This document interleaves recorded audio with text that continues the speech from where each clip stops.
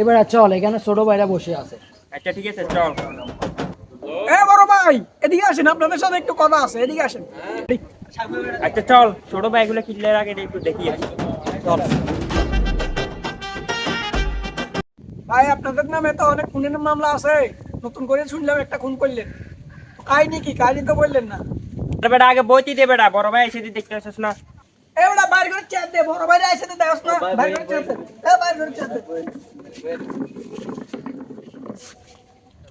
আরে বেটা, কোন দে করলাম, এটার পিছনে একটা রহস্য আছে, তাহলে শোন। বলেন তাহলে শুনি। 20 টাকা দিয়ে একটা লটারি ধরছি, 20 লাখ টাকা উইনার।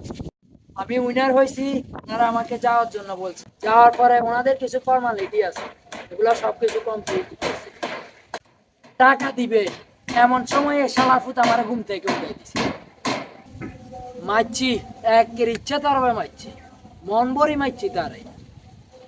আল্লাহ বাঁচাইছে, এটা স্বপ্ন, এটা যদি বাস্তব হইতো আত্মমন আন্নে হুরা বংশযুদ্ধ শেষ করে গেলে তিনি। স্বপ্ন দেখতে পারি বরং মারার লাগে আল্লাহ জানে বাঁচবে বলে কি করি। ভাই বুঝে গেছি, কাটেন। চল খাইছি।